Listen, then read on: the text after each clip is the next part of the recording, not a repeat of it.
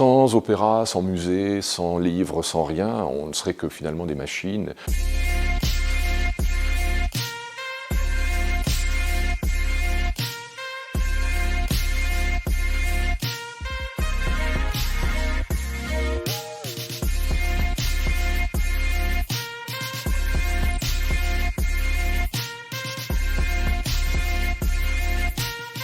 C'est un théâtre à l'italienne qui a été inauguré en 1894 et qui a été construit au-dessus d'une halle aux toiles, en fait, d'un endroit qui était plutôt un endroit de commerce, un bâtiment où on a eu de l'opéra, du théâtre, des chanteurs, beaucoup de choses se sont passées et maintenant il faut dire que c'est un peu le lieu emblématique de l'opéra, de Clermont-Auvergne Opéra, donc de l'art lyrique. Et voilà, donc la salle vue d'en bas.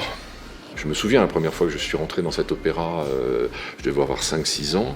D'abord, j'ai tout de suite eu l'impression que c'était ma maison. J'avais l'impression d'être dans un dessin animé de Walt Disney, quoi. Enfin, il y a quelque chose qui était un peu extraordinaire, évidemment. Cette forme en fer à cheval qui est assez nette, avec des décors qui vont en diminuant à chaque corbeille, ce qui donne vraiment de la hauteur. On voit exactement comment le fer à cheval permettait aussi au public à l'époque de se regarder. Non seulement de regarder ce qui se passait sur le plateau directement, mais aussi de pouvoir se regarder, s'inspecter. Le lieu était fait aussi pour ça.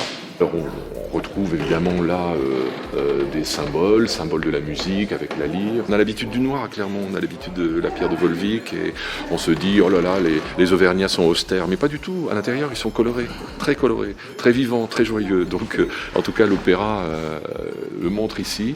Mais c'est un très beau lieu parce qu'il a une belle acoustique qui résonne bien pour la voix parlée et surtout la voix chantée. On peut très bien chanter sur ce plateau sans micro et être entendu par les 600 personnes qui sont là, alors que l'orchestre est dans la fosse devant. C'est la magie de l'opéra. Ce qu'on appelle un foyer, qui est un lieu en fait social de réunion, où les gens discutent, boivent un coup pendant l'entracte. À l'époque, on faisait connaissance aussi, on essayait de marier le petit dernier avec la petite du médecin, donc il fallait bien à un moment donné les faire se rencontrer. Donc le foyer servait aussi à ça. Les familles se réunissaient et des affaires pouvaient se conclure. Un opéra, c'est le cœur battant d'une ville.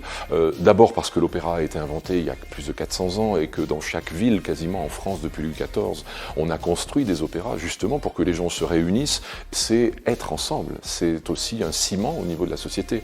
Sans opéra, sans musée, sans livre, sans rien, on ne serait que finalement des machines. La vie serait vraiment très triste.